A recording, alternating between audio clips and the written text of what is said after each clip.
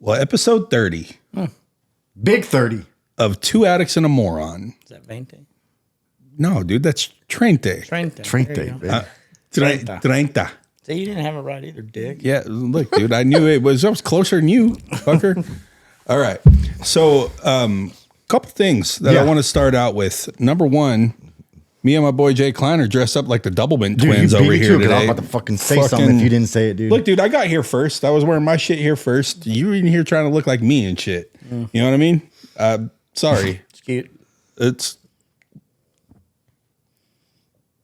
Orange is my color. kinda- Y'all seen that yeah. at fucking State Tap. Orange suit, Yeah. orange guy, orange vibes. I'm a San Francisco Giants fan from birth. I like the orange shit before you did. So, anyway, Yeah. we're going to move on from this and we're going to get over it. We're going to work through this together on episode 30. All right? Look, man, you're probably getting removed from the group chat, dude. So I would say add me to it, but I have an Android, apparently. Yeah. well, you made it in that one or in ours. But you're there in spirit. Yeah. Thank you. Joey the Moron is channeling your fucking energy, dude. Yeah. That's awesome. There we go. Still sober, bitches. Yeah. Like it. That's my favorite shirt, dude. Still sober. Like, what? You didn't believe it was going to happen, but I'm still here. Yeah. They didn't. I promise you they didn't. I'm still sober, bitches. Should put a question mark at the end of that. Still sober, bitches? Like a dude at the bottom? Like, Yeah. The Joey the Moron. Joey the Moron. Yeah. Yeah, that'd be a good shirt. Anyway, episode 30. Yep. And another special guest. Another one. Ladies and gentlemen, Miss Tamra. Yeah. Hey. Let's go. Thank you for having me. No, Of course. thank you for coming. And thank you for dealing with that goofiness to start this thing. I was just going to say you guys are preparing for Halloween. Yeah. Oh, yeah. This is Halloween theme merch. Let's go with that instead of us dressing the same. A month early. Or great minds think alike. I mean, look, we didn't bring you here for your positivity today, Tamara. Okay, Okay, great. I'll just stay super negative. Yeah, you. That's what we like. We thrive. We like chaos. Yeah, really. Well, So much more. all right. So introductions. As the guest of honor, you will go last, and you can say whatever you want. You're going to see Mike has a unique way of introducing himself. She's heard. She's aware. But over here in the middle, over here, Joey the Moron. To the left, Jay Klein. Mike Stewboy, addict, meth, GHB. Tamra, addict alcoholic. Yeah. All right. Welcome. Thank you. Welcome. And on to our tradition that we do every time we Yes. get started. Like we do before every episode, we take time to, get present, get centered, and bow our heads, close our eyes. Think about the addict that's still out there suffering and struggling, the friends and family members that are struggling and suffering with them, and the addict that unfortunately could not be with us here at this moment. Moment of silence.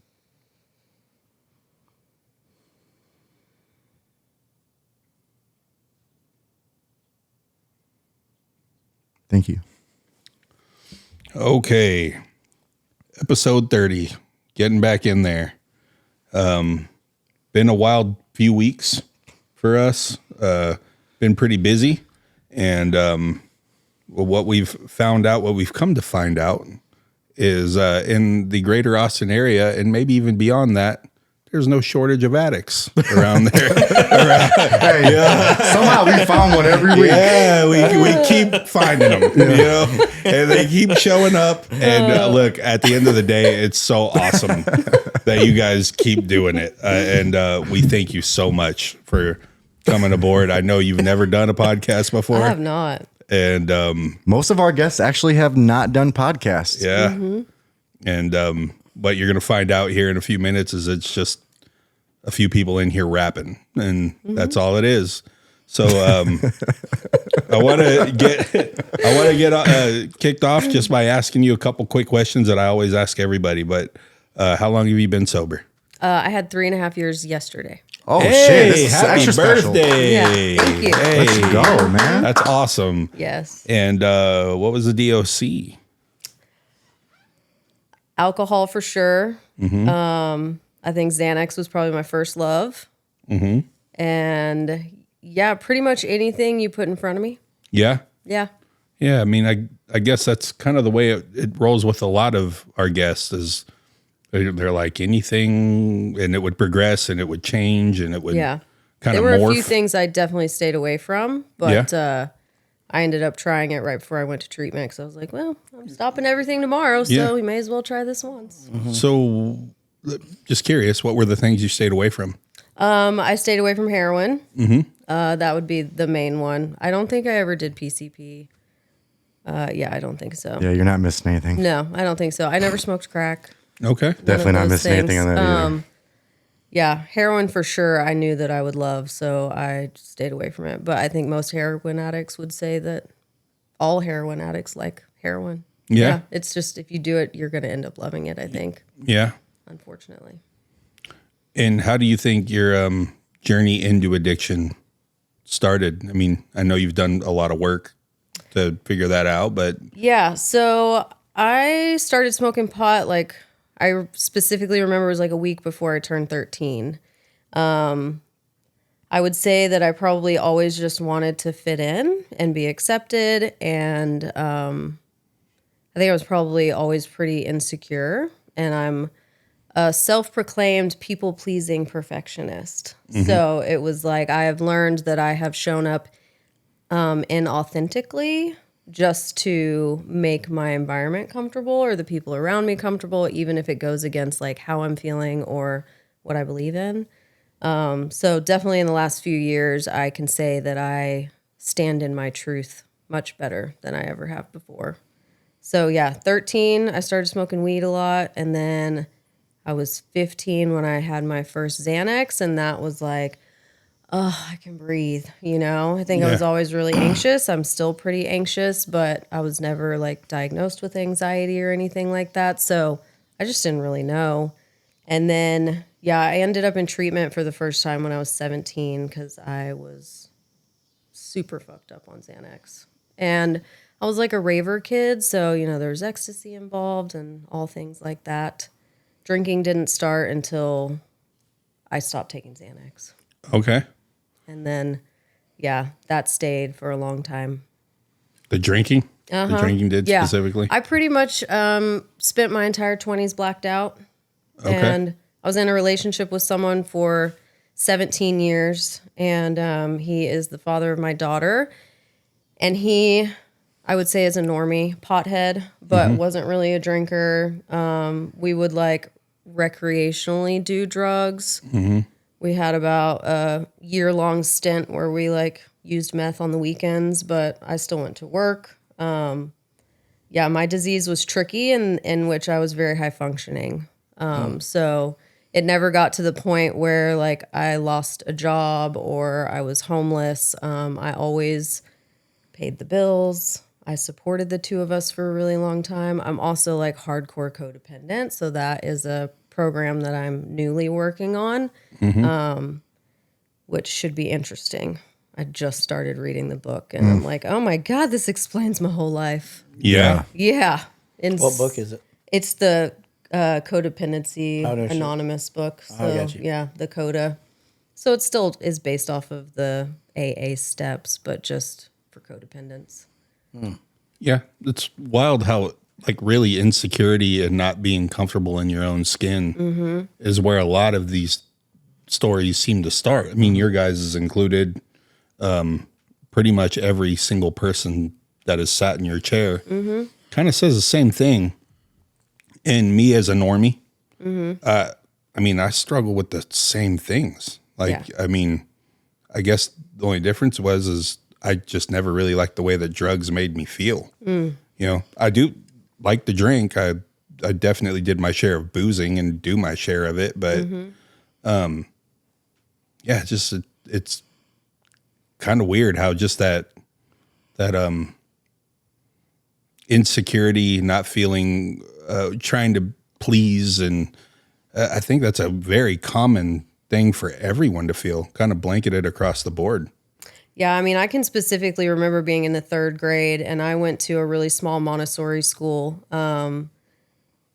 And so we were all like 1st through 3rd grade was together, and then 4th through 6th. And I was the youngest of the girls, but the teacher had the ability to like move me up so that I wouldn't be the only 3rd grade girl left in that class. And it was behind Chewy's on Barton Springs. There's those baseball fields in the back. So the school was right there. So where we went to play was the baseball fields across the street. And I can remember sitting on the bleachers, and, you know, the group of like 6 or 7 girls that I'd been with since kindergarten, you know, there was one ringleader who I still talk to this day. And she would like, also her dad was the owner of the school. So she would like pick which girl everyone was going to like not be nice to. Yeah. A week at a time. And I can remember like walking up and trying to talk to them and them being like, do you hear something? I don't hear anyone. Do you guys hear someone? And like, I remember what that fucking felt like. Yeah. And how just like demoralizing it was. And so I think in that moment I was like, well, fuck girls, you know, like Yeah. I'll go hang out with the dudes. Yeah. And they never shunned me. They never ignored me. They were always nice, you know? And so I think from then on, like I have a select few females that I can say I've been close to and that I feel comfortable with. But like my best friend growing up, like he'll stand next to me if I ever get married, you know? Yeah. And we don't talk all the time, but he was like my ride or die. Like I got grounded for a whole month and he was the only one allowed to come over. And so I think that is when the insecurity started, was probably around the 3rd grade. And the hippie school, they sent us on like a camp out and we had to like sing Kumbaya. But the therapist, like it was really interesting. Yeah, like as a kid, like I know I think we're all. I mean, I don't know. I'm not a kid in the present generation, so I don't know if this, you know, this quote is still around. But I'm sure we've all heard it. You know, the saying as kids, "Sticks and stones may break my bones, but words may never hurt me." Yeah. That couldn't be the most wrong saying sure. ever. Yeah. Yeah. Because especially when you're a kid and you hear things like that, I'm stupid, you're dumb, ugly, Fat. Like, you know, all- like any Kids of are it. mean as fuck. and those things I think, I don't know if we always look at and examine about how impactful those moments are and how much they play. To me, it's almost like it can be like the first dose of like a traumatic experience. Yeah. And then it'll have you questioning your whole self for the rest of your life. Well, and like I never experienced, I mean, I have like what they would call little traumas, I guess. You know, I never experienced anything major like some of us have. But yeah, I would say that was the start of it. I mean, I also have identified like I felt super abandoned by my mom, even though she was always present, and she has her PhD in psychotherapy. And so at that point, like she got her doctorate when I was like really little, months old. So she was building her practice when I was a little girl. And so she would be at work all day and then she would come home and she would offer her clients, you know, time while she was home. And so it was like she was present, but she wasn't present. And I just remember my dad always being the one that was like solid and the rock. And I have an amazing relationship with my parents, and like my mom and I, this isn't anything new. So when she sees this, she's, you know, it's not anything surprising to her. Sure. I mean, I was 15 and doing body therapy. She's always done her way of therapy differently than I think anyone else. And I did body therapy, I think 3 or 4 times, and it's trippy. Like there's no talking involved. You're just laying on the ground with people around you, and they like ask you to move your hands and your feet and to like breathe into your, as he used to say, like your sex organs. And like we store so much in our lower abdomen. And so you're like concentrating on the breathing. Then before you know it, like there were people like crying and meowing like kittens and, you know, like biting on washcloths. Like that's the shit that I grew up around. Wow. So talking about feelings and therapy and stuff like that is my home, you know, like I feel comfortable with that sometimes. And I can just remember being like, someone go and get my mom, you know, and she would just like lay on top of me while I sobbed. And so it was, I thankfully have been able to like pinpoint those things and work on them even before becoming sober. But like now that I'm sober and I have to actually like sit with them, it's different for sure. yeah, I don't. It's quite a ride. Yeah, yours sounds kind of different from most other ones too, because there seems like there's always a moment. Maybe you had one where it kind of goes off the rails a little bit, but you were just saying that you were pretty highly functioning. You never lost a job. You were always able to support yourself. So was there a moment where you like were like, I'm an addict? Like Yeah, I couldn't stop doing meth. okay. So I left my partner of 17 years. I moved into my parents' house with my 3-year-old. I was eating Adderall all day, drinking all day, and then eating Klonopin at night. And so then quarantine happened, and I was quarantined at my parents' house with my baby. And I mean, my aunt and my mom and I, we can knock them down. So we were finishing 3, 4, 5 bottles of wine a night. And there's definitely, like, my brother and my sister have addiction issues. My brother did like 5 years in recovery. He can drink like a gentleman. He just has to stay away from opiates. My sister, I would say she's fine now. Her opiates was her thing as well, but it was like once she recognized and she stopped, and she hasn't gone back to it. I would definitely say that I am a real deal alcoholic, and I did not realize it until I was in treatment. I went to treatment to stop doing meth. And then I had a true first step experience doing that step work. And I like jokingly wrote out, my name's Tamra, I'm an addict and an alcoholic. And I just like lost my shit. And I went to treatment out in Fredericksburg, and I was the only one left awake. I was like determined to get my step 1 work done, because then I would be able to call my boyfriend, and they were going to give me an extra 5 minutes if I got it finished in time. So I was like incentivized. They didn't ever let me fucking call him anyways, because he was in active addiction. So obviously that wasn't going to happen. And there was this cat on the property that had this like crazy dreadlock, and we were all trying to get this dreadlock off of this cat, but Esme did not want anything to do with any of us. And I rewarded myself with a cigarette, and I went outside, and there was like this lightning storm happening. And so the whole sky was just like lit up, and there was no rain.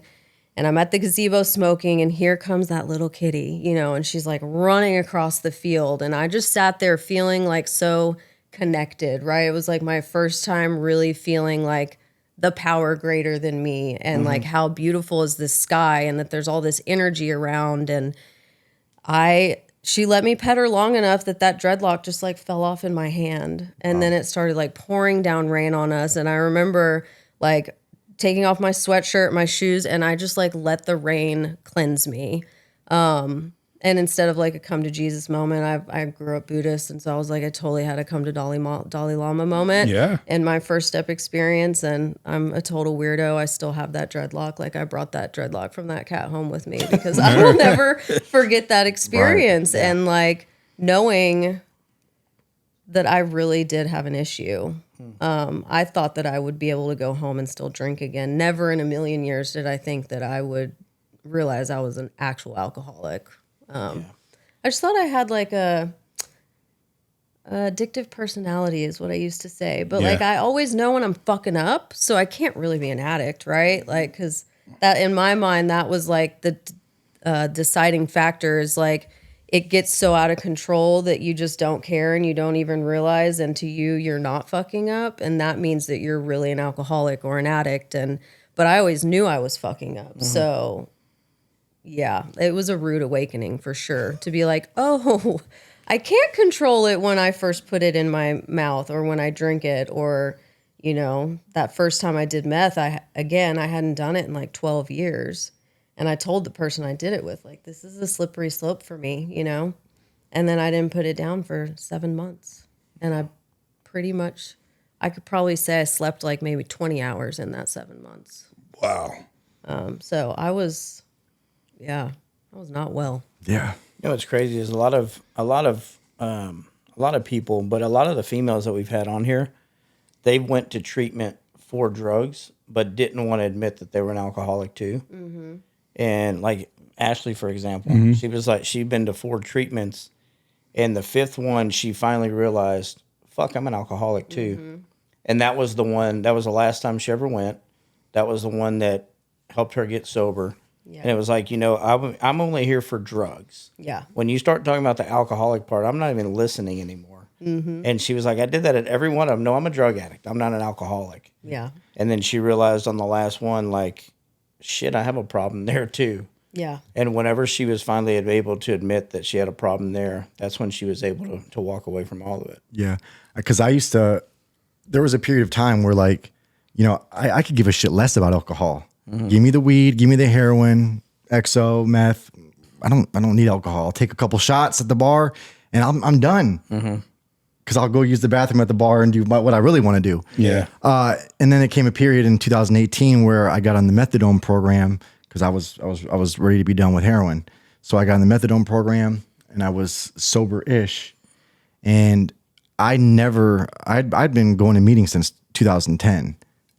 Never would I say I'm an alcoholic. I would say I'm an addict. Mm-hmm. Not saying alcoholic. I'm not going to concede to that because I have a track record that I can stop drinking. Mm. That's not a problem.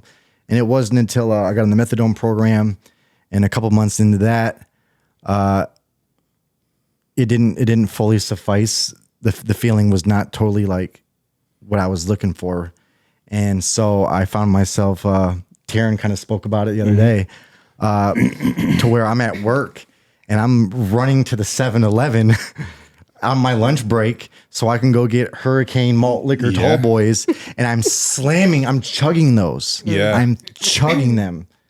And then it's on the weekends and I'm drinking at 11 a.m. and 12 p.m. and then I'm asleep for 3 hours. Cause then I was like, fuck, I think I just have a problem with everything. I have a problem with not feeling. I need to change how I feel. That's at the end of the day, that's what it is. Well, I think just an opinion. I mean, you guys are going to know better than me, but probably part of that reason is the stigma around fucking alcohol. Mm-hmm. It's legal. Yeah. And you can go anywhere and get it.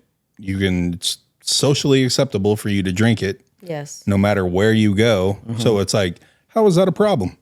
How is that a problem if I can go into a Dave & Buster's or a Chuck E. Cheese and fucking, grab a pitcher of beer? You know what I mean? Like, I can take my kid there and enjoy a beer while they're running around a foot-smelled ball pit. Yeah. You know, like... The first time I went to the mall after treatment, I go up the escalator in the food court and there's a fucking bar. Yeah. I'm like, where was this when I needed to go shopping a month ago? Like, oh my God, how? Yeah. It's everywhere. Yeah. I mean, it's easy for me to not do meth anymore because I just don't go around people that do meth. Yeah. Right. But to go to a restaurant or anything, it took a long time for me to feel comfortable. And I mean, thankfully there's meetings everywhere. Like I went on vacation to North Carolina with my family of drinkers. My brother doesn't really drink that much. My dad, definitely, I mean, he'll occasionally have a really nice glass of champagne, but I think I've seen him intoxicated maybe once in my life.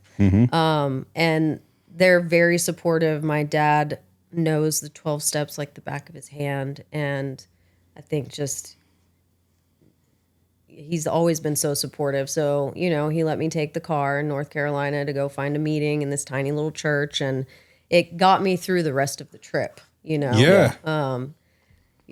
It was nice though to be somewhere that I've never been before in a group of people that I don't know. And it was like still like home, Absolutely. And that is a feeling that I've never had before until sitting in like a room with other addicts and alcoholics. Mm-hmm. It's like I finally feel like this is where I'm supposed to be. Yeah, I get that same feeling when I haven't been to a meeting. Like we're going to one tonight, as a matter of fact. Destiny's getting her 30 days. Nice. Let's go. Right. And when I walk in, it's always that I'm home. It's kind of weird. It is very bizarre. It's crazy.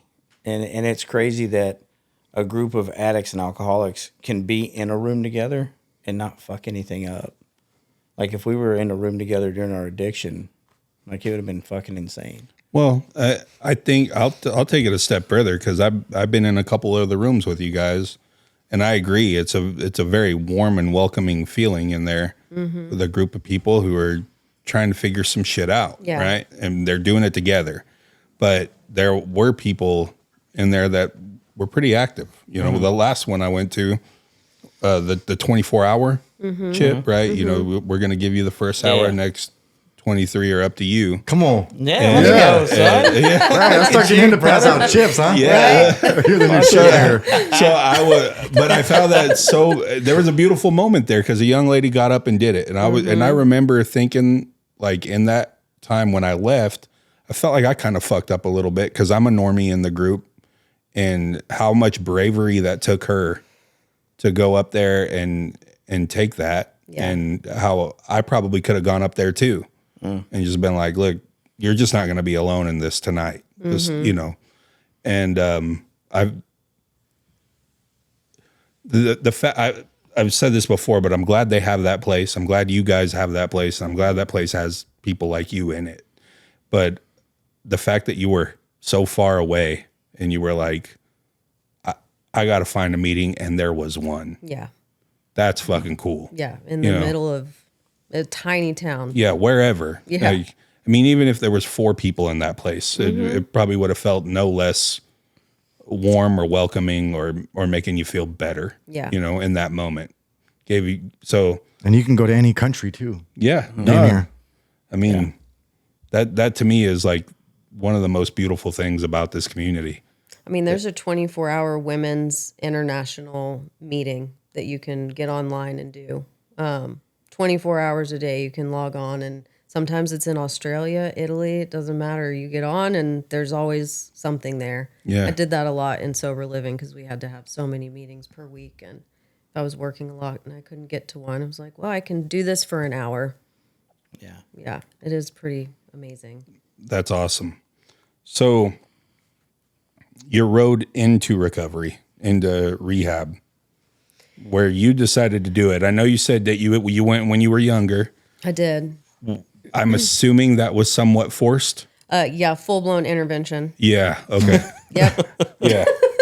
And it almost seems to never work. Yeah, I got high the next day. Yeah. I got home. I got to leave early because I was like such a stellar student, you know, and I was dating A this. on a roll. Yeah, 26 days I made it. I went to Hazleton, so I went all the way to Minneapolis. Dang, that's Wow. yeah. that's a renowned treatment center. But yes, it was the best of the best. Yeah. And then, you know, the person that I was dating at the time, he was, you know, so supportive and picked me up with a blunt and a bottle of champagne. Let's celebrate. Yeah. Congratulations. And so then it was like, okay, well, I'm not supposed to do Xanax, you know, that's fine. I won't do that. But yeah, I was the chick that would take everyone to the rave and not get, you know, I wouldn't do anything at the rave, and then I would get everyone to the after party, and then I would party, you know. So it was like I was the responsible one. Yeah. But yeah, that didn't always happen. Then I was always a little scary driving. So this time around, So set 2 times? this is the second. So when Okay. I was 17, and then almost 20 years to the day, I checked into my second treatment center at 38 and almost 38, I guess. My brother and my sister actually sat me down and did a little mini intervention.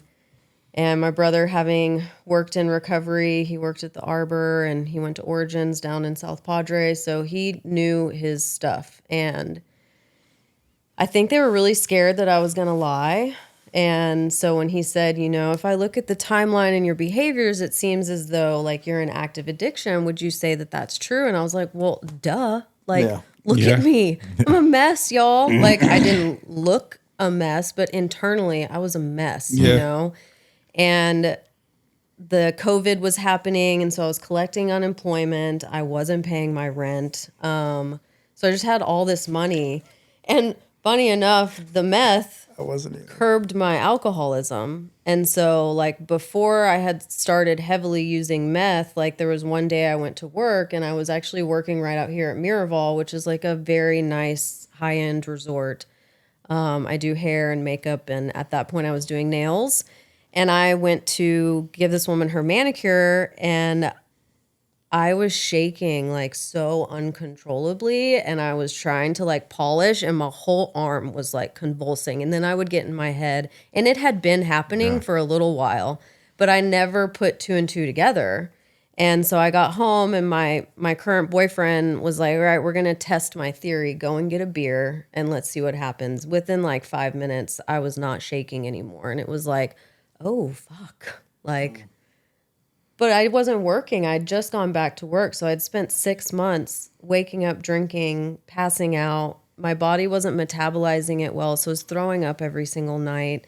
And then I'd wake up and do it again. And, you know, he's also one of us. And so it was like I was with someone that would do it with me instead of my ex who would just tell me I was disgusting and that I was an alcoholic and why do you keep doing this to yourself and to us? And so I was seen as it being okay, you know? And then meth came back into the picture and it was like I still always had a beer open, but it was like I would drink one in 5 hours instead of 5 in 1 hour. And so when I got to treatment, I didn't have to detox off the alcohol, which was pretty surprising to me. And the meth, it was still when there wasn't fentanyl in anything. So I was doing like, you know, really pure drugs. So I don't remember like a bad detox at all. But yeah, my parents and my siblings noticed my behaviors pretty easily. And my brother said, okay, so how uncomfortable would it make you if we went and told mom and dad right now, which is where my daughter was. So I had to go there to go and pick her up. And I was like, yeah, no, I'm not doing that. And he said, I said, it would make me really uncomfortable. And he said, okay, great. Shayla, call mom and dad and tell them we're on our way. And I was like, God damn it, Devin. Like, I don't want to go tell them. Yeah. But it was like, it's full circle. When he was 20, he called me and he said, sister, I need you to help me. And I said, okay, what's going on? He was like, I need you to help me tell mom and dad that I need to go to rehab. And I was like, fuck, what are you doing? I said, you put a needle in your arm, didn't you? And he was like, I did. And so on the same couch, my parents walk in and I'm sitting there with him and I have to tell them like my baby needs to go get help. And now, you know, 15 years later, can't be that, no. 10 years later, he's taking me to sit me down on the couch so that he can tell them that his older sister needs to go and get help. And he was to the point where he was like, if mom and dad won't pay for it, I'll pay for it. You know, yeah. I already know where you're going to go. They have a bed waiting for you. You're going to leave on Monday. And I was like, oh, whatever you tell me. Okay, let's go. And then my parents, you know, are like, well, do you still have any meth at home? And my little mom is just sitting there. I was like, yeah. And my dad's like, well, do you think that you could maybe not do it? And my sister, she's the one that will tell it how it is. And she was like, y'all, don't be stupid. Like, of course she's going to go do it. And she's probably going to get some more. And she's going to drink. And she's going to do whatever she can until Monday. And then she'll stop. But you can't expect her to go home and just flush everything down the toilet.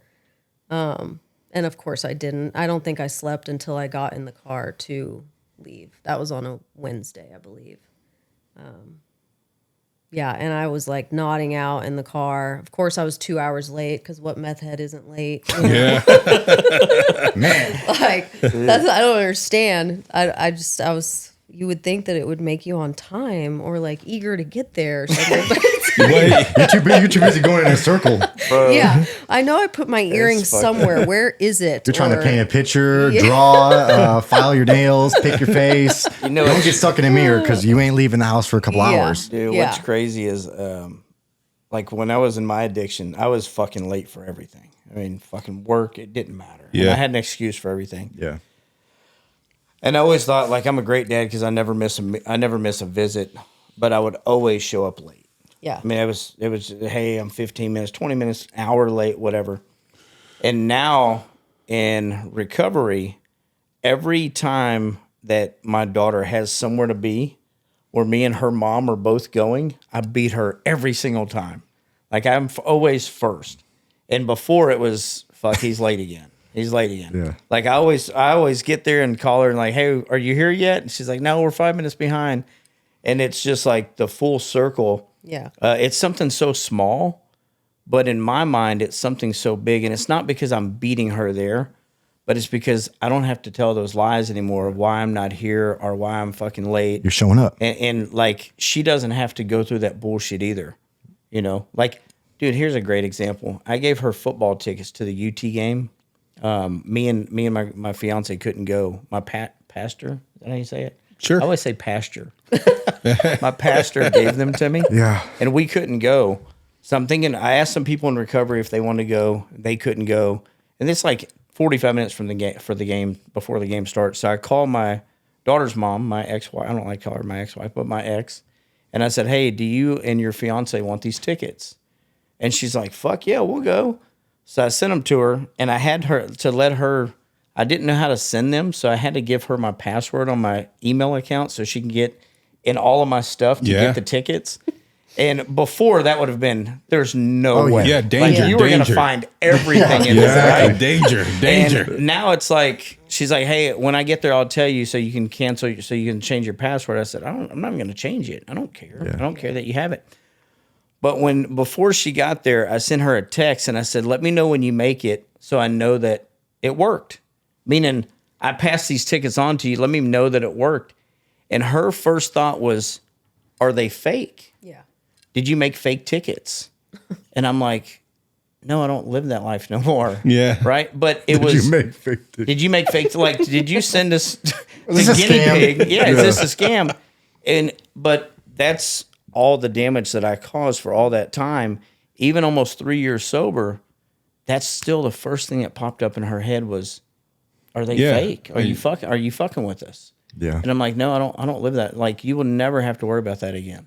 So Yeah. but yeah. And she will, maybe out of defense mechanisms And that's okay. or whatever. They say it takes 2 years for every year you were an addict. So I got 20 years to go. Yeah. Oh, God. Can I ask you, you said, because I was very functional as an addict. Do you think that hindered you understanding that you have a fucking problem? Yeah. For sure. 100%. Because I used to always show up to work even though I was late. But I mean, I was always late, but I always showed up and I still always produced. Yeah. So when people would say, you have a problem, I'd be like, no, I don't. Yeah. Like, people that have problems don't work. And then I would compare my circle of addicts that I'm hanging out with. None of them work. Like, none of them, they don't have jobs. They don't have cars. They don't have none of this. I'm actually doing really good. So, no, I don't have a problem. Yeah. Like, I'm comparing myself. You know, it's like, I don't You're just in the wanna- break room eating carrot sticks with yeah, gummies, dude. yeah, there you go. Heating up pee in the microwave so I can pass Yeah. tests. I did I don't watch have that. a problem. Yeah, you watch that one? That's the funniest shit I've ever heard in my life. I had someone that just started watching the podcast. They're like, yeah, so I'm on this episode and what's with the carrot sticks and gummies? Yeah. She said, that's the funniest thing I've ever heard in my life. I said, I know. I mean, I still, only That's how we think. I still laugh at that quick. clip every day. I mean, yeah, you get super quick on your feet, and I'm glad you heard that story. Yeah. Of carrot sticks and gummies. Yeah. That's an early podcast, but this dude, We talked about the pee in the microwave today yeah, because I was telling one of our bosses, I said, I used to always, because we have somebody at Guy's work. eating a piss in the- We have somebody at work that needs an intervention. Yeah. And we don't know how to You do warm it. up pizza. Right. And we're trying to decide, like, should we go to him as friends or does his family need to be a part of it? Because for me, it took my daughter. It didn't matter how many friends came to me or Yeah. people from work. So we're going back and forth. And I was like, what's crazy? I said, whenever I was trying to get the job back here, that would have been really the time to do it if you want to really send me to rehab, because I was willing to do whatever. Yeah. But once you already hired me back and I've already made money and stuff, and now I'm ungrateful and I'm kind of I kind of feel like you owe things to me now, then it'd be hard to get me to go. And I said, I used to carry pee around on me for a year. Yeah. And I said, and what's bad is as an addict, you have to find someone that's going to piss clean. Yeah. It's not easy to find. We don't hang around with those people. And then, I don't know if you know this, but pee starts getting bacteria in it after a certain while. So yeah. pee turns brown and it gets all this weird shit in there. So you have to throw that away. So then I started having to find, I had to start buying the fake pee. you had to get fresh pee. Well, our fake pee. The fake pee lasts longer, and it actually has bacteria already. Well, I shouldn't say that. I'm not gonna say that. Fucking give people ideas. Yeah, I mean, I had my own little things, and I don't really want to say, but let's just say there's things you could, Yeah, there's go arounds, right? Where I guess at the end of the day, where there's a will, there's a way. It's the hair follicle that always got me. I couldn't pass that one to save my life. You fucking give me a hair follicle, I'm fucked. When I was on the Suboxone maintenance program, after like doing it for like 2 weeks, I was like, I feel good. And this isn't, again, like the methadone thing. This is my experience. It's just not hitting the way I want it to. I feel good, but like, let's feel better. That was always my thing. I can feel better. So I would get drug tested every week. I would go for my appointment to have to get my script refilled. And when I was using actively again, I wasn't taking my Suboxone, because that's a blocker in there. Mm-hmm. So I couldn't just go in there and drop dirty for heroin or opiates and then not have subs in my system. So I would clip off a piece of a strip. Yeah, I already know what you're going to say. And I would put it in a medicine bottle. And I didn't use pee. I actually used, all right, I'm going to go ahead and say it. I used green tea. That works. I use Monkey Whiz. I use green tea, dude. You get a Gold Peak from Walgreens. And I would fucking just shake it up and heat it up. And then it worked. Don't use that. Don't do that. Fucking change your life. Trust me, I went through a lot of hell just to do that. And eventually I did get caught because, you start getting careless, and it's a fucking job to do that, dude. It's the stress of it, Mm-hmm. of having to worry about it. It just sounds stressful. Mm-hmm. Yeah. As funny as we make it sound, carrot sticks, gummies, all these things. It's like the insanity of it is funny. It's not really funny, but the insanity is fucking nuts. It's insane. Mm-hmm. So how'd you do with your clients and stuff? You said you do hair and stuff. Did you lose clients during any of that time or no? Because I can't imagine showing up for appointments on time being on meth. Right. But were you able to do that? Well, so the first stint where I was just using meth on the weekends, but I was still actively drinking throughout the week, like I would show up to work still drunk from the night before or have not slept because I did coke all night, I do remember vividly, like I was assisting for a woman. So it was like when I first got my license, and I had been up for days and I was definitely hallucinating. And like, I guess I was talking to her about something. And then suddenly she was like, Tamra, are you okay?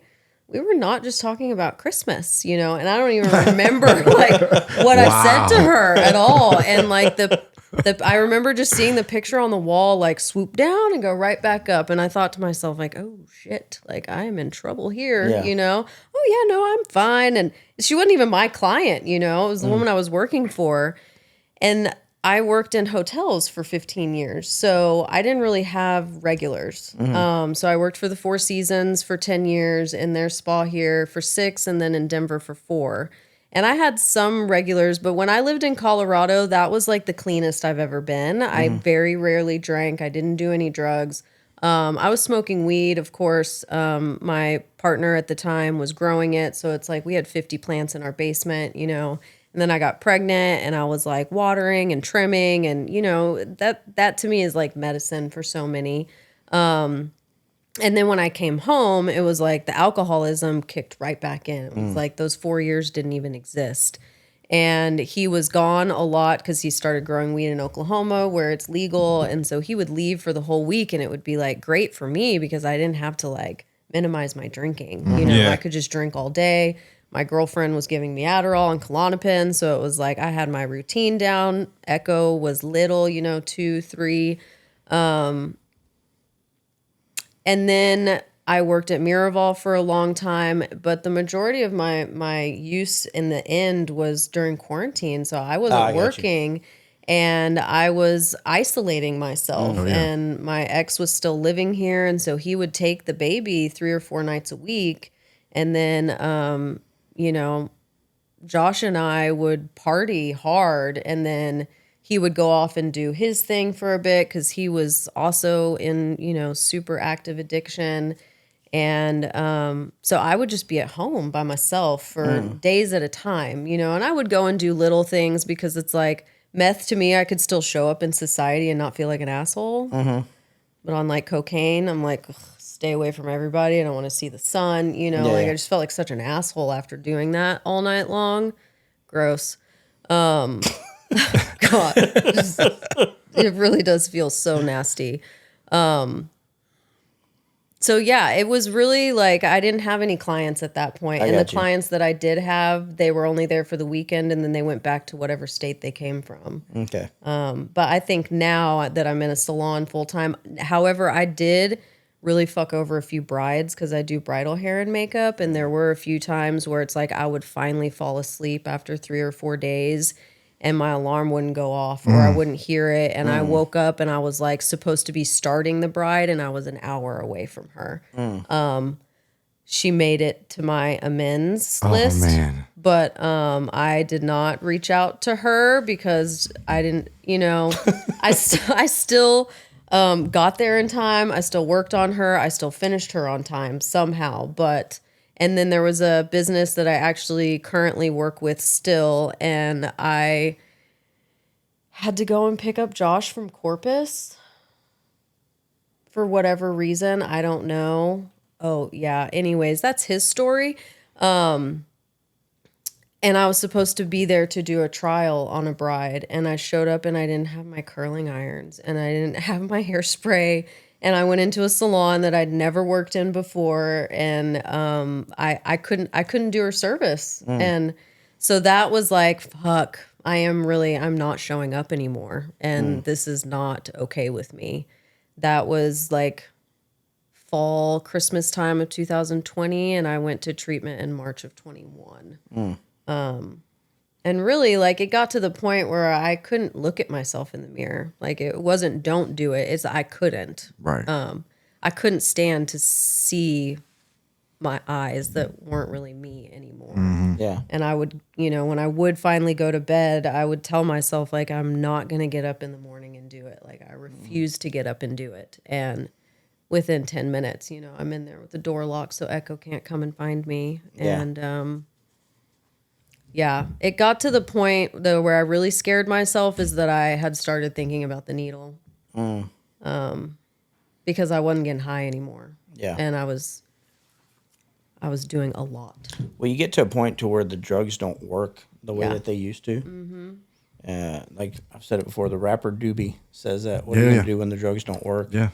And that's where it got for me. And that got really scary. Yeah. Like you started having the fentanyl come involved, and then you had where, damn, this is not filling what I used to. It's not giving me that feel that I used to have. Yeah, it's not fun anymore. It's not fun anymore. It's not making me feel better. Yeah. It's not making my problems go away.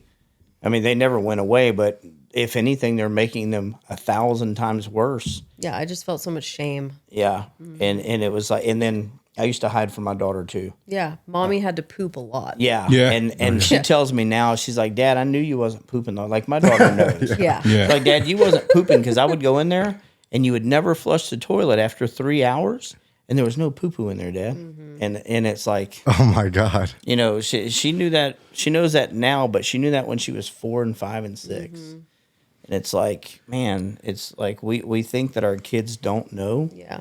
But they know way more than what we think. And your daughter's name is fucking coolest name. Thank you. Yeah. Echo. That's super fucking cool. dope. That's live. Thanks. Yeah. She is my echo. She's my mini me. Yeah. Yeah, they got to a point where I was getting fentanyl, and I would get it one day, do it all, go literally the next day, less than 24 hours, get more, do it, and it wouldn't do a thing to me. And I'd call my guy up, bitching him. I said, "What the fuck is this?" He said, "Jake, it's the same stuff from yesterday." I said, "No, it's not. I just fucking did the whole thing. I didn't even feel it." Like it's like the whole chemistry and like just everything about it is like it just Yeah. like my body was tapped out. So your husband or Boyfriend. boyfriend? Okay. So you guys were in it together for a Yes. little bit. Okay. Yeah. And then his recovery journey has been up and down. Yeah. He's got 40 days today. Let's go. Let's go. Yeah. So I'm Josh. super proud of him. And this time it definitely, I can see something is different. Yeah. It's also his first time doing it, not going to rehab. So he had to really get through it with, I mean, our lives in the last month. A lot of very uncomfortable shit has happened for us that he and I have both been able to move through. And yeah, it's completely different. Like my therapist used to always tell me, because she's in recovery and worked in treatment, she's like, when you can tell the psychic change has happened, you can tell it's happened. And like, you know, she would see people in and out, and it's like some people really got it the first time and some people don't ever get it, you know, and whatever. I don't know that I prolonged the amount of time it took him to like get it, but I'm a huge enabler, and I always gave him a very comfortable place to come home to, even angry and upset that I haven't seen him in 3 days. And, you know, I made it easy for him to continue to go and do that, and I would still always be there. And so it took a lot for me to like recognize that. And also I didn't want to rob him of the experiences anymore of like, I don't want to say falling on his face, but it got pretty real the last time. And this disease is definitely progressive. Yeah. And so I finally just said, you know, I had to really fight with my inner demon that wanted to like beg him not to walk out the door and please don't do it, or beg him to come home. But it's like, why? I can't imagine going and being high and then coming home to my sober boyfriend and family, you know, like how awkward and uncomfortable that must have felt for him. And it's like, also because I know him so well that I would just like go in on him as soon as he did walk in the door. And so the last time I chose to not be that person anymore and to show up differently for myself and to see what that did and to allow him to have his own experience. And, you know, if those of you that know him, like he is a character, and I cannot wait for him to be able to sit on these couches with y'all at he's a some good point. dude. Super good, yeah. Yeah, he's the best, you know, and he's so full of like light and love. And I mean, he's a big dude that is not that way in active addiction. Like he can be really scary, not to me necessarily or to the kids, but yeah, it completely changes us when we're in active addiction. And I fell in love with the man who I didn't know as someone on meth or heroin, or, you know, like, yeah, the alcohol was there, but he didn't go back into those things until, you know, months after I had fallen in love with him. But yeah, I didn't give myself much time between my last partner and him. I think I was it was like 7 weeks maybe. Okay. And I'd known him a long time. So it was just one of those things too that I was like, I never in a million years would think that almost, you know, 5 years later we're still together. I like how you said you had to have him go on his own journey, his own experience. Because I dealt with that with my fiance. She was over a year sober. And she's like, you know what? I don't think I'm an alcoholic. And I want to tell her, yes, you are. Yeah. Right? You are. Yeah, like duh. But I can't. Yeah. Because you have to figure this out on your own. And then she's like, you know, I think I could probably smoke a little weed too. And I'm like, oh, okay. Well, why don't you find out? Yeah. And, you know, she did the gas station weed one day. And she was like, this is terrible. Like, I definitely can't do this, but I can still drink. And then she drank, and she drank it moderately.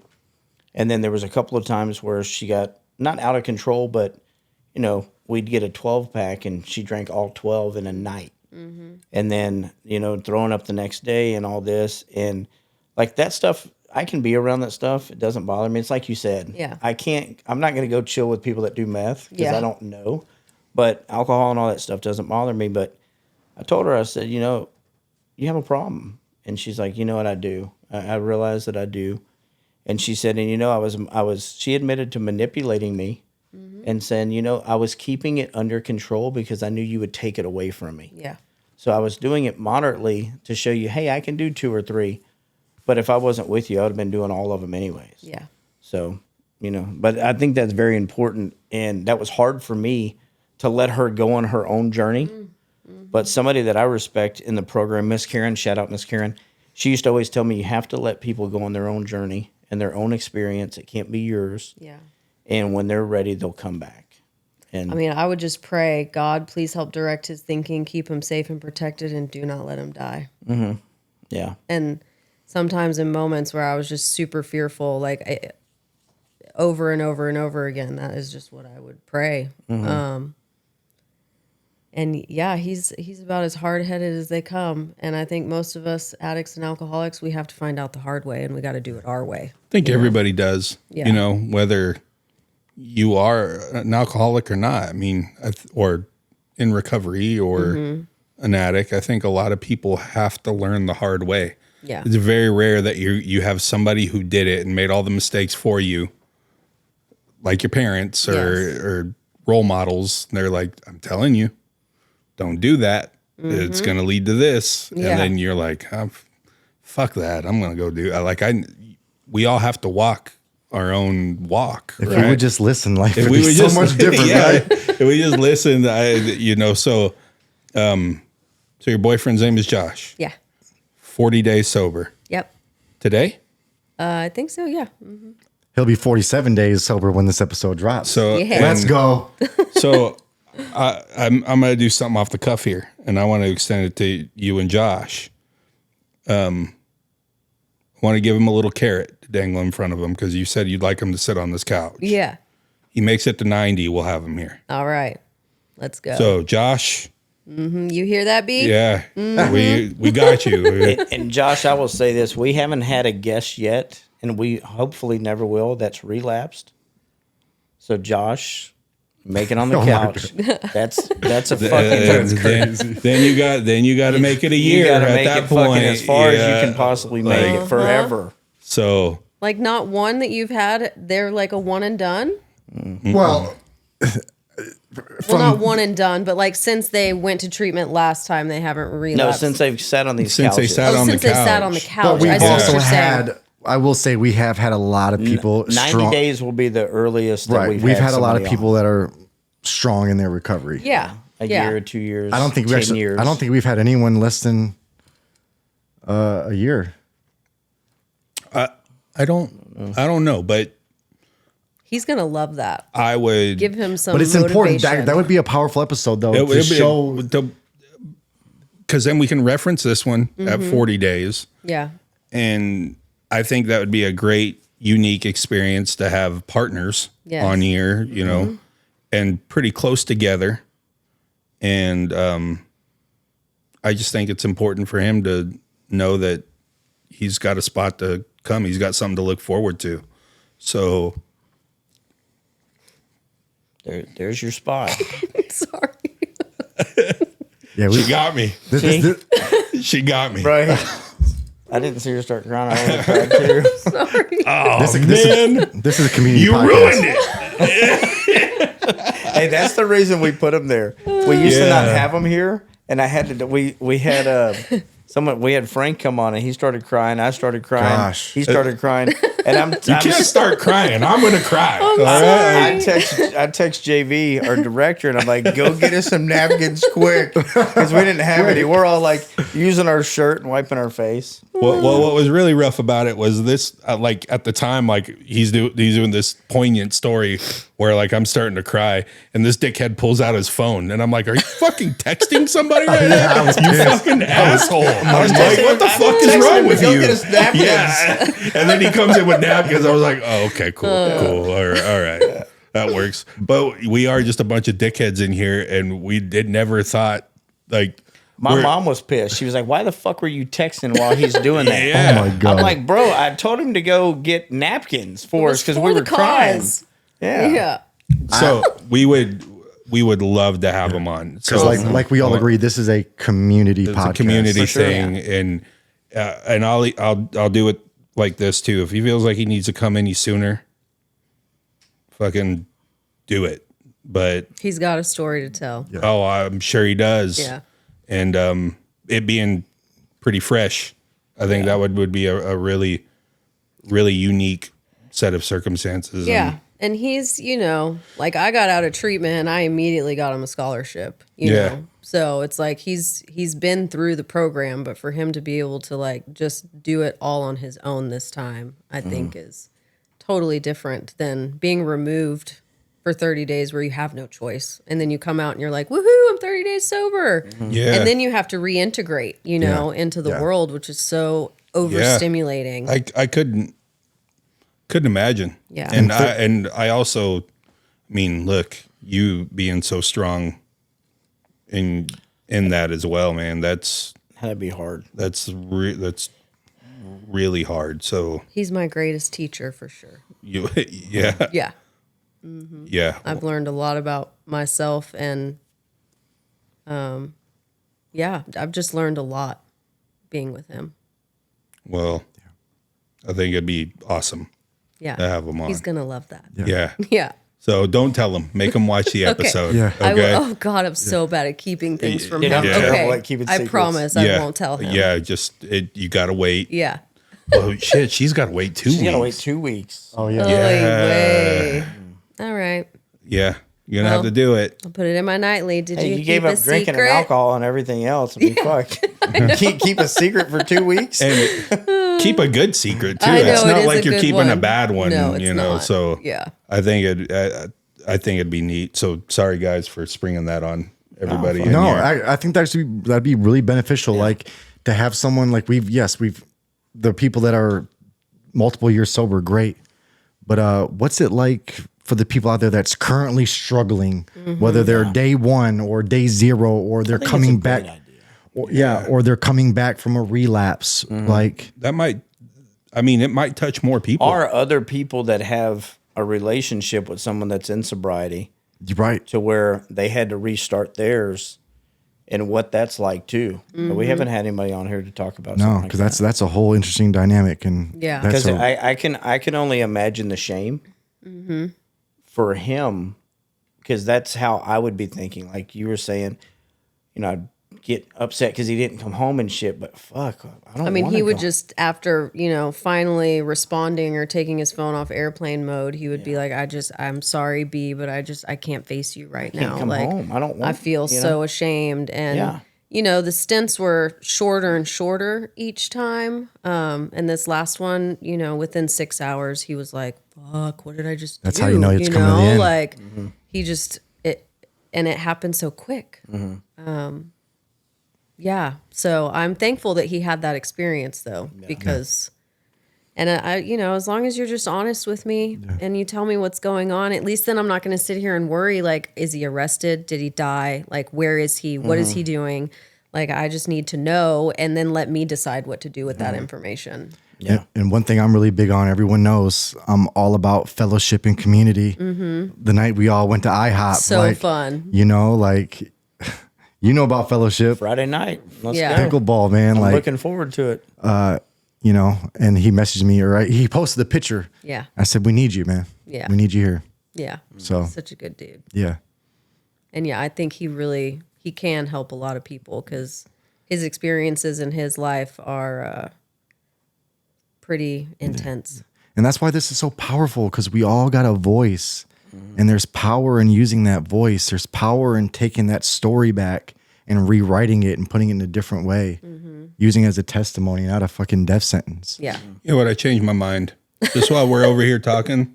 Not that he's coming on. That's never Yeah. changed. But I changed my mind. I don't want you to keep it a secret. Okay. I want you to go home and tell him. Okay. And that way, One, because you probably can't keep the yeah, fucking secret. one, I'm just Then letting I'm you gonna off the let hook. you down if I don't keep the secret. No, we're gonna let you off the hook. Number 1, but number 2, I want him to get that.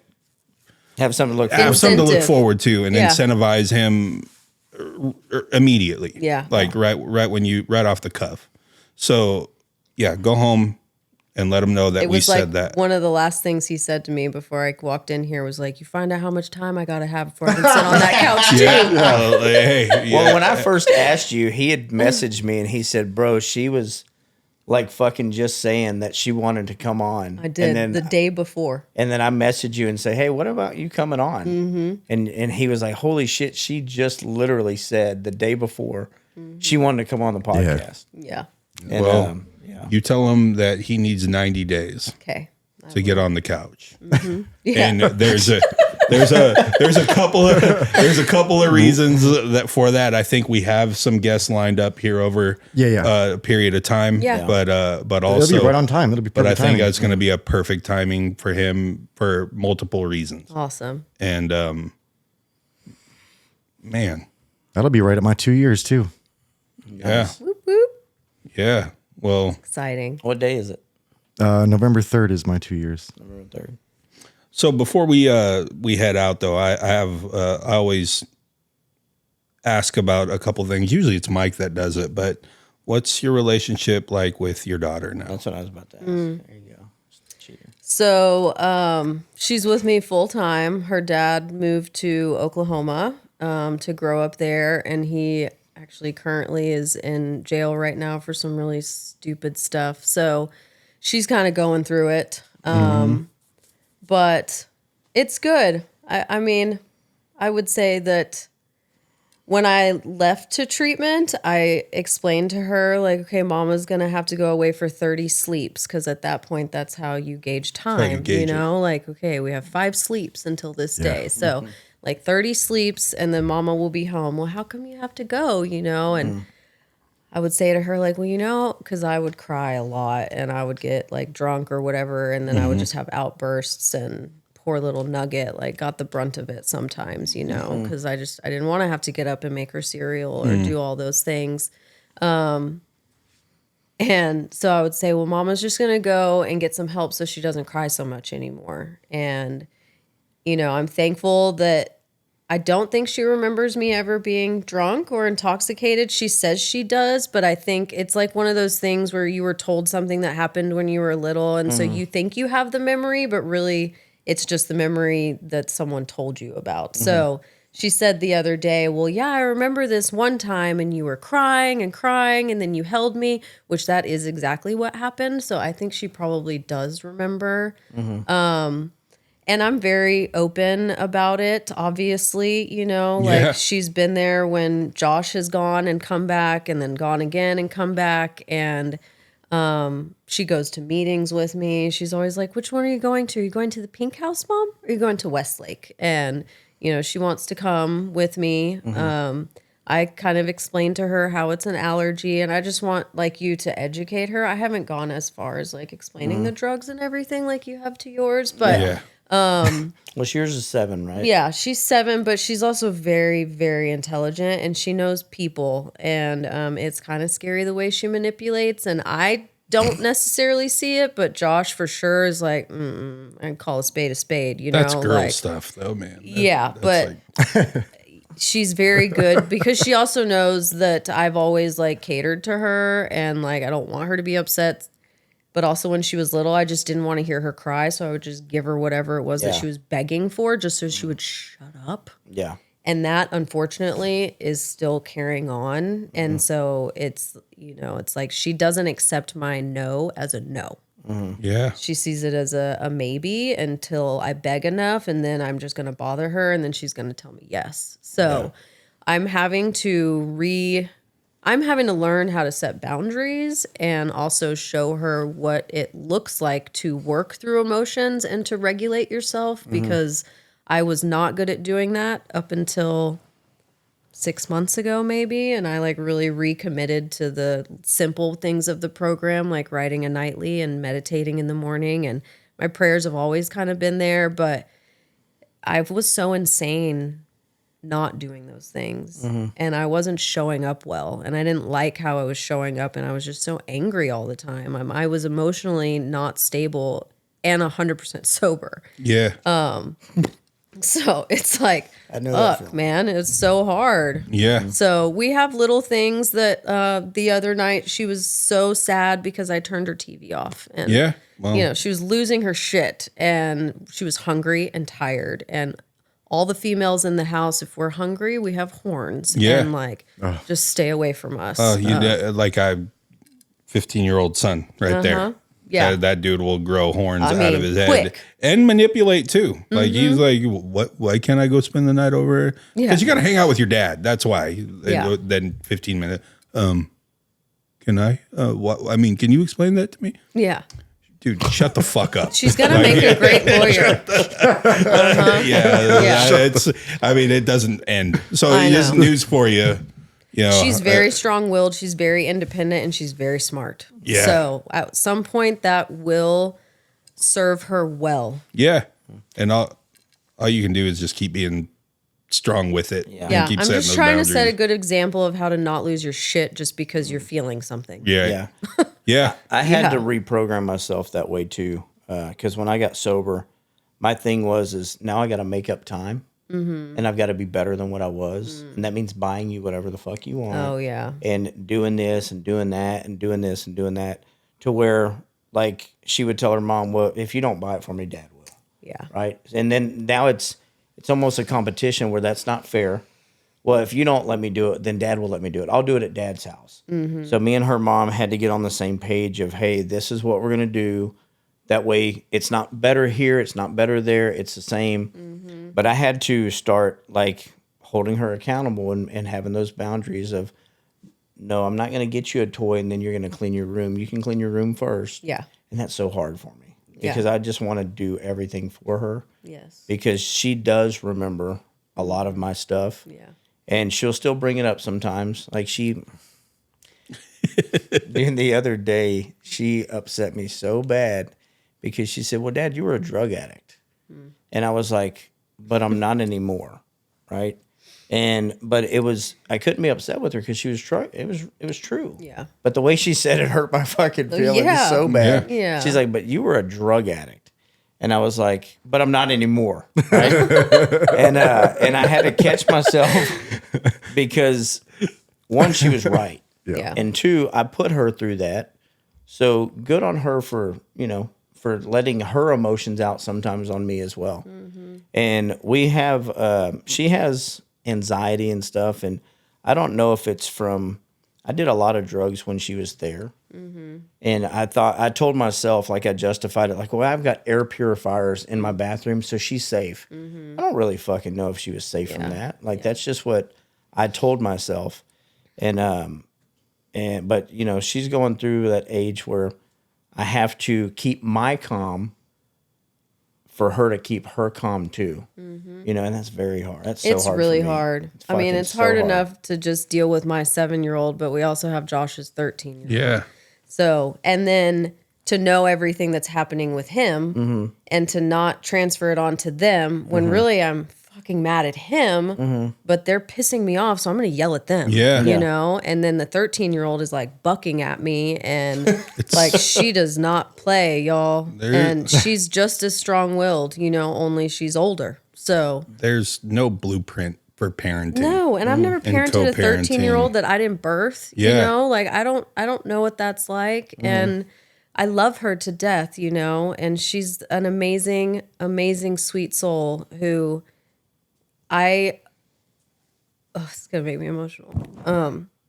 I hope that when she's older, she can look back and see what it is that I'm trying to give her, and like the stability and the consistency and like home cooked meals and a lot of things that she didn't necessarily get with her mama since her dad left. You know, he pretty much did everything as far as like childcare and things like that. And then when he, you know, left their mom and then came here, she was just kind of stuck there with her and went through quite a lot. And so as strict as I think we are, I hope that one day she'll look back and, you know, see that I really was only doing it for the better of her life, you know, because I don't want her to end up like me. But again, her journey is going to be her journey. And Yeah. I'm just going to try and give her as much love as I can. And I also recognize in the moments where I'm not feeling very loving towards her and I don't like her very much, that it's because I'm staring at myself.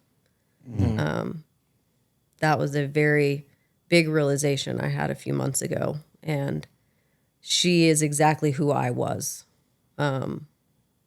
And yeah, I'm trying to remember to not yell at the little me, Oh, Wow. even though she's bigger than me. well, I think you need to give yourself a little grace because, like, we've been in here for a little while now, chatting and getting to know you a little bit and know your story. And if she ends up like you, it's going to be pretty cool. I mean, Thank you. Based on the person that's sitting over there right now. Yeah. So, her journey, hopefully you can just switch up her journey a little bit Yeah. to get her to that point. Yeah. So, Hopefully it won't have to be as hard. yeah. And like being a parent, It's the hardest thing you'll ever do. because there is no big book Yeah. for a fucking parent. There are no steps. There's no steps for that shit, right? Like it's Yeah. just I was 21 years old when I had my daughter, and I'm still a moron, and I was so much fucking worse when I was that age, and they were just like, okay, 3 days we were in the hospital, take this kid home, Yeah. and I'm like, You have to do more to adopt a dog. all right, yeah, that's what I mean. It's like holy shit. Yeah. Like, and so as a parent, from a parent to another parent, give yourself some grace there because there's quite a bit still happening too. And you know, it got to get harder before it gets easier. Yes. Parenting is the one thing that does that. It's like it gets, when they're a baby, you know this having your daughter, but it's the one thing on the planet that gets, every time it starts getting easier, it gets harder too. Yeah. Because when they're a baby, they're not talking. They Yes. have no opinion. Yeah. But you have to fucking like hold them all the time, so it's hard, right? And then they start crawling. So it's like, oh, well, now they're a little mobile, so it gets easier. And then they're fucking 20 years old, and yeah, they have a job. You Yeah. can buy your own food and do things on your own. Yes. But I'm fucking worried about you Yeah. all the goddamn time. So, well, I'm glad to hear that that everything is as it sounds like a normal parenting situation. It's evened out significantly. Yeah, Yeah. I think that it just sounds. Last summer was definitely really rough. yeah, Well, it's definitely, I can only imagine because I go through this with Destiny, is I know when I was younger, if I met a girl that already had a kid, I was not ready for that. I'm not taking care of someone else's kid then. I would now. But back then, I can't even take care of my fucking self. Yeah. I'm not taking care of someone else's kid. And I've got to love that kid like it's my own. That's very difficult. And I've watched my fiance go through that with my daughter. And it's been a process. Yeah. And she's gotten so much fucking better. But it was, you know, it's like almost like a real big sister to my daughter. And like there was times where they would clash, and then my daughter's going to come to me and, Dad, like knowing I'm going to take her side. Yeah. And she's going to play that role. And then like she'll come and say, she told me this too, Dad. And then I'm like, so I had to find that healthy medium too, Oh yeah. where I'm with you, but I can't piss on her too. You know what I'm saying? And that's very hard. So, and Puts I Josh in a very awkward place at times. Yeah. sure. It's very, very difficult. And same with him, with your daughter. Yeah, and he's Right. been there since she was 3. Yeah. So, and like almost every day. I mean, he has spent more time with her in the last however many years since her dad moved to Oklahoma than she's been with him. But again, like when she's with her dad, it's like, oh, well, my dad will get that for me. Well, my dad will let me have a phone. My dad will let me have. I'm like really strict about sugar. So, And then really y'all's daughters too. Yeah. Like that's probably been a process too. and they love each other. I Yeah. mean, Echo thinks Justine is like the coolest thing, you know, which also is like, okay, but yes, I love that you love her that much, but there are certain things that we're trying to like help the behaviors, and now you're behaving that way. And now I'm having to get on you because you're speaking back to me in the way that she talks to me, which is unacceptable. Sure. So now I have both of you doing it to me, and I just want to run in the room and scream and pull my hair out, you Yeah. know? Yeah. So can we all just try and work together? And I, you know, they're going to give me what I give them. So That's if exactly I come right. in like, you know, all mean and angry and cussing, I get that right back. And I mean, Echo doesn't really cuss, but yeah, we used this chime bowl, like a brass bowl. My therapist told me to try this with them. And so that night that Echo was really losing her mind and couldn't stop crying, I was like, let's see how the 3 different spoons make different noises on the bowl. It's like all about distraction. Go back to being a 3-year-old. Yeah. And like, then Justine is like, well, I want to try. Give me the silicone one. And all 3 of us are now just sitting at the table, and this chime is just like radiating through the air, you know, and everyone's laughing. And then it was like, okay, now we can all go to bed. And no one had to yell. I didn't have to tell you to stop crying. Like, And Josh is like, shut those fucking bowls off. yeah, he wasn't home. So yeah, as long as they're not crying, you know, he's not going to yell about it. No. Yeah. Good deal. Well, I think we got another one in the books here. Thank you so much. No, thank you for coming. Thank you. Of course. And yeah. before we end, though, how do people find you? Like, you know, I mean, have, don't give your number or your Yeah, address no. or anything. Don't do that. But like, I am on Instagram as a beautyby_Tamra, Tamra. Okay. That's the best way to find me. Reach out to me. You need your hair done, your nails done. No more nails. No more nails. Scratch Bridal that. hair and makeup, all color facials, Culture ATX Let's in go. Lakeway. There you go. Hell yeah. let's go. Let's go. Yeah. Well, episode 30, 2 addicts and a moron. Whoop whoop. See y'all later. Deuces. That was really good. Yeah, it was. Awesome.